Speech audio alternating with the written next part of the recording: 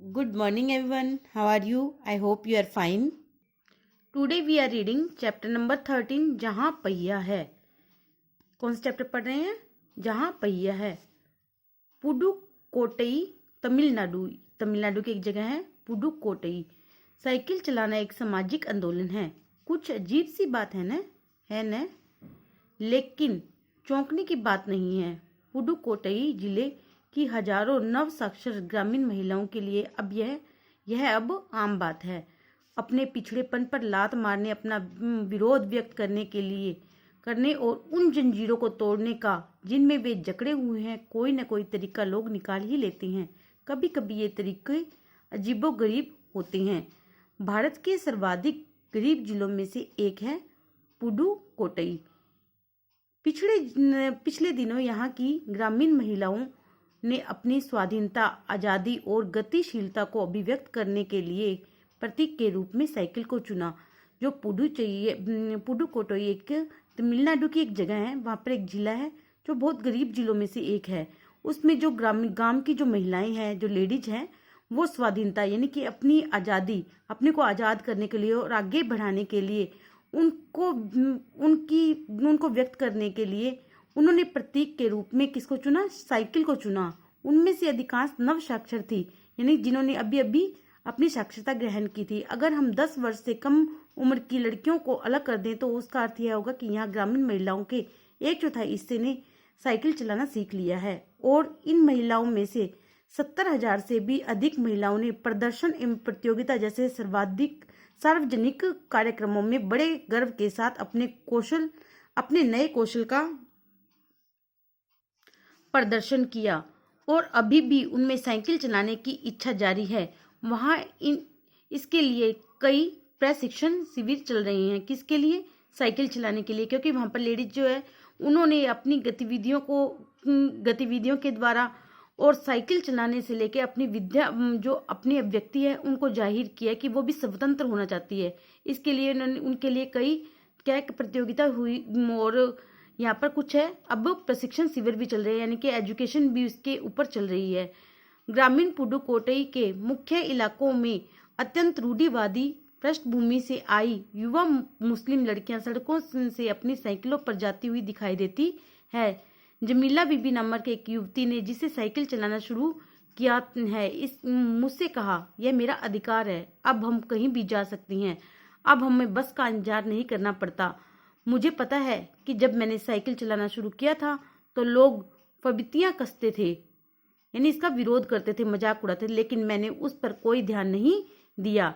फतिमा एक माध्यमिक स्कूल में पढ़ाती है और उन्हें साइकिल चलाने का ऐसा चाव लगा है कि वे हर शाम आधे घंटे के लिए किराए पर साइकिल लेती है. एक नई साइकिल खरीदने की उनकी हैसियत नहीं है. फतिमा ने बताया कि साइकिल चलाने में एक खास तरह की आज़ादी है. हमें किसी पर निर्भर नहीं रहना पड़ता. मैं कभी इसे नहीं छोड़ूंगी. जो फतिमा है वो क्या है? एक टीचर है, वो पढ़ाती है. और उन्होंने साइकिल चलाना क्यों सीखा? ताकि वो किसी के ऊपर निर्भर नहीं रहे और कहीं भी आ जा सके. और वो उनको इतना शौक है कि वो डेली की डेली आधी घंटा साइकिल जरूर चलाती है. और उनकी इतनी हैसियत नहीं है कि वो नई साइकिल ले, इसलिए वो क्या लेती है? उसे किराए पे डेली लेती है. जमीला, फतिमा और उनकी मित्र अवकन्नी, इन सब की उम्र 20 वर्ष के आसपास है और इन्होंने अपने समुदाय की अनेक युवतियों को साइकिल चलाना सिखाया है. इस जिले में साइकिल की धूम मची हुई है. इसकी प्रशंसकों में है महिला खेतिहर मजदूर, पत्थर खदानों में मजदूरी करने वाली औरतें और गांव में काम करने वाली नर्सें, बालवाड़ी और आंगनवाड़ी कार्यकर्ता, बेशकीमती पत्थरों को तराशने में लगी औरतें और स्कूल की अध्यापिकाएं भी साइकिल का जमकर इस्तेमाल कर रही है. ग्राम सेविकाएं और दोपहर का भोजन पहुंचाने वाली औरतें भी पीछे नहीं है. देखो कितनी सारी लेडीज है जो इसके लिए काम कर रही है. सबसे बड़ी संख्या उन लोगों की है जो अभी अभी नव साक्षर हुई है, जिन्होंने अभी अभी साक्षरता ग्रहण की है. जिस किसी नव साक्षर अथवा नई साइकिल चलाने वाली महिला से मैंने बातचीत की, उसने साइकिल चलाने और अपनी अभिव्यक्ति आज़ादी के बीच एक सीधा संबंध बताया. जिन्होंने नई नई साइकिल चलानी सीखी तो उनसे बातचीत की गई तो उन्होंने क्या बताया कि उन्हें व्यक्तिगत आज़ादी मिल गई है कि वो अपनी आज़ादी से कहीं भी आ जा सकती हैं। साइकिल आंदोलन की एक अगुआ का कहना है, मुख्य बात यह है कि इस आंदोलन ने महिलाओं को बहुत आत्मविश्वास प्रदान किया है। क्या प्रदान किया? आत्मविश्वास प्रदान किया है। महत्वपूर्ण यह है कि इसने पुरुषों पर उनकी निर्भरता कम कर दी है। अब हम प्राय देखते हैं कि कोई औरत अपनी साइकिल पर 4 किलोमीटर तक की दूरी आसानी से तय कर पानी लाने जाती है। कभी कभी हाथ में अपने बच्चे भी होते हैं। यहाँ तक कि साइकिल से दूसरे स्थानों से सामान ढोने की व्यवस्था भी खुद ही की जा सकती है। लेकिन यकीन मानिए, जब इन्होंने साइकिल चलाना शुरू किया तो इन पर लोगों ने जमकर प्रहार किया, जिसे इन्हें झेलना पड़ा। ये तो जाहिर है कि हम कभी भी कोई भी नया काम शुरू करता है तो उस समाज की क्या करती है, प्रताड़ना सहन करनी ही पड़ती है। लेकिन जो आगे चलकर जो सक्सेस हो जाता है, उन्हें सफलता मिल जाती है, तो सभी उनके साथ हो जाते हैं। यही इनके साथ हुआ। गंदी गंदी टिप्पणियां की गई, लेकिन धीरे धीरे साइकिल चलाने को सामाजिक स्वीकृति मिल गई। देखो, यही हुआ कि धीरे धीरे जब ये सक्सेस हुई है महिलाएं, ये लेडी, उसके बाद समाज है, उन्होंने भी इस चीज को एक्सेप्ट कर लिया। इसलिए महिलाओं ने इसे अपना लिया। साइकिल प्रशिक्षण शिविर देखना एक असाधारण अनुभव है। किला कुरुची गांव में सभी साइकिल सीखने वाली महिला रविवार को इकट्ठी हुई थी। साइकिल चलाने के आंदोलन के समर्थन में ऐसे आवेग देखकर कोई भी हैरान हुए बिना नहीं रह सकता। उन्हें इसे सीखना ही है। साइकिल ने उन्हें पुरुषों द्वारा थोपे गए दायरे के अंदर रोजमर्रा की घिसी पिटी चर्चा से बाहर निकलने का रास्ता दिखाया। ये नव साइकिल बालक गाने भी गाती है। क्या गाती है? गाने भी गाती है। उन गानों में साइकिल चलाने को प्रोत्साहन दिया गया। इनमें से एक गाने की पंक्ति का भाव है, ओ बहिना आ सीखे साइकिल, घूमे समय के पहिए संग। क्या बोला? ओ बहिना आ सीखे साइकिल, घूमे समय के पहिए संग। जिन्हें साइकिल चलाने का प्रशिक्षण मिल चुका है, उनमें से बहुत बड़ी संख्या में साइकिल सीख चूंकि महिलाएं अभी नई नई साइकिल सिखाने वाली महिलाओं को भरपूर सहयोग करती है, कि यानी कि जो महिलाएं जो है जिनको साइकिल नहीं आती है, वो उनको क्या करती है, उनकी हेल्प करती है साइकिल चलाने में।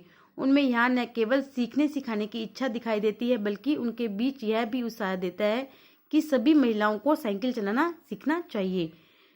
1992 में अंतर्राष्ट्रीय महिला दिवस के बाद, जब यह जिला कभी भी पहले जैसा नहीं हो सकता, हैंडल पर झंडियां लगाए घंटियां बजाते हुए साइकिल पर सवार 1500 महिलाओं ने पुडुकोट्टई में तूफान ला दिया। देखो कितनी बड़ी बात हुई यहाँ पर कि जब अंतर्राष्ट्रीय महिला दिवस था तो उसके बाद उन्होंने क्या किया कि हैंडल पर झंडियां लगाई, जो साइकिल का हैंडल होता है, और घंटियां बजाते हुए कितनी 1500 महिलाओं ने पुडुकोट्टई में क्या क्या तूफान ला दिया। यानी उन्होंने साइकिल चलाई। महिलाओं को साइकिल चलाने की इस तैयारी ने यहाँ रहने वालों को हक्का बक्का कर दिया। इस सारे मामले पर पुरुष की क्या राय थी? इसके पक्ष में 8 साइकिल्स के मालिक को तो रहना ही था। इस अकेले डीलर के यहाँ लेडीज साइकिल की बिक्री में साल भर के अंदर काफी वृद्धि हुई। माना जा सकता है कि इस आंकड़े को 2 कारणों से कम करके आंका गया। पहली बात तो यह है कि ढेर सारी महिलाओं ने जो लेडीज साइकिल का इंतजार नहीं कर सकती थी, जेंट्स साइकिल खरीदने लगी। दूसरे, उस डीलर ने बड़ी सतर्कता के साथ यह जानकारी मुझे दी थी कि उसे लगा कि मैं बिक्री कर विभाग का कोई आदमी हूँ। क्या लगा? कि जो बिक्री कर विभाग होता है उसका कोई वो आदमी है। उद्यमी अन्नामलाई की चिलचिलाती धूप में एक अद्भुत दृश्य की तरह पत्थर के खदानों में दौड़ती भागती 22 वर्षीय मनोरमनी को लोगों ने साइकिल सिखलाते देखा। उसने मुझे बताया कि हमारा इलाका मुख्य शहर से कटा हुआ है। यहाँ जो साइकिल चलाना जानते हैं उनकी गतिशीलता बढ़ गई है, यानी कि वो अपना काम जल्दी से जल्दी कर लेते हैं। साइकिल चलाने के बहुत निश्चित आर्थिक निहितार्थ थे। इससे आय में वृद्धि हुई। यहाँ की कुछ महिलाएं अगल बगल यानी आसपास के गांवों में कृषि संबंधों अथवा अन्य उत्पाद बेच आती है। साइकिल की वजह से बसों के इंतजार में व्यय होने वाला उनका समय बच जाता है। यानी कि वो क्या करते थे कि बस आने का इंतजार करती थी। अब उनके पास साइकिल है तो अब उनको बस का वेट नहीं करना पड़ता और उनका टाइम है वो बच जाता है। खराब परिवहन व्यवस्था वाले स्थानों के लिए तो यह बहुत महत्वपूर्ण है। दूसरे, इससे इतना समय मिल जाता है कि वे अपने सामान बेचने पर ज़्यादा ध्यान केंद्रित कर पाती है।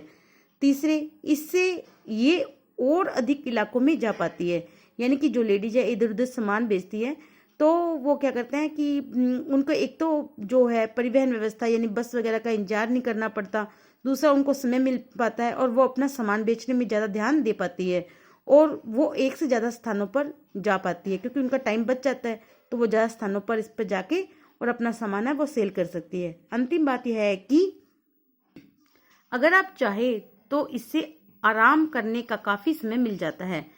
जिन छोटे उत्पादकों को बसों का इंतजार करना पड़ता था, बस स्टॉप तक पहुंचने के लिए भी पिता, भाई, पति, बेटों के पर निर्भर रहना पड़ता था, वे अपना सामान बेचने के लिए कुछ गिने चुने गांवों तक ही जा पाती थी, कुछ को पैदल ही चलना पड़ता था। जिनके पास साइकिल नहीं है वे अब भी पैदल ही जाती हैं।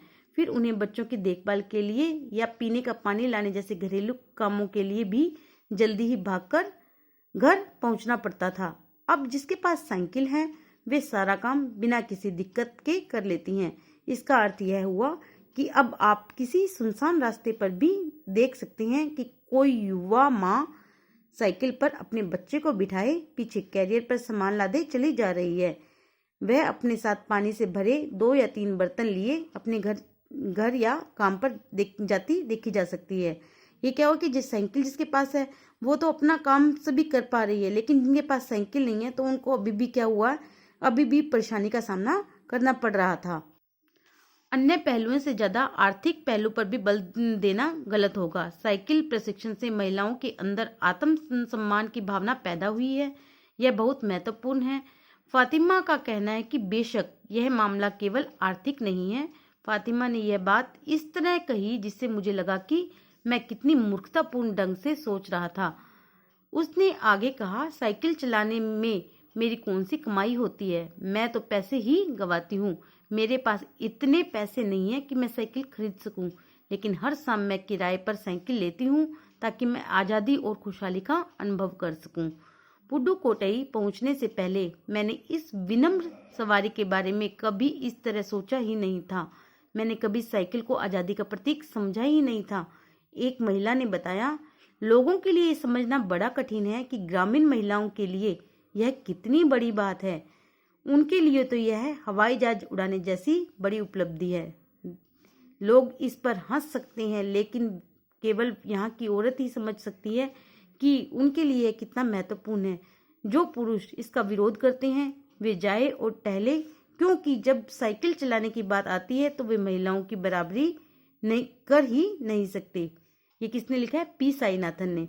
अब देखो इसमें क्या है, हम इस चीज को सोचते हैं कि साइकिल चलाए, एक ग्रामीण की बात है, बट ये देखो कि जो महिला पैदल जाती है, गांवों की महिला अपना काम खुद करना चाहती है, उनको ज़्यादा टाइम लग रहा है, वो दूसरों पर निर्भर है, तो वो उनके पास इतने पैसे नहीं है कि वो अदर दूसरे जो व्हीकल्स है वो खरीद सके। तो एक साइकिल ही ऐसा साधन है जिससे वो क्या होता है, कम पैसों के अंदर और सीख कर और अपना काम वो स्वयं कर सकती है, वो किसी पर निर्भर नहीं हो सकती। तो इसलिए जो साइकिल को है वहां पर क्या माना है, आज़ादी का प्रतीक वहां पर माना गया है कि साइकिल से वो अपने हर काम कर सकते हैं। इसे उन्होंने, गांव की जो महिला है, उन्होंने क्या समझा कि जैसे वो कोई हवाई जहाज की सैर कर रही हो, यानी हवाई जहाज उड़ाने जैसा काम कर लिया हो उन्होंने। ये तो वही समझ सकता है कि जिसने कुछ पा लिया हो। ओके, आई होप आपको इस लेसन से बहुत कुछ समझ में आया होगा और बहुत कुछ सीखने को मिला होगा। ठीक है, आप इस लेसन को अच्छे से पढ़िए, समझिए और वीडियो को ध्यान से देखिए। Okay, thank you, have a nice day.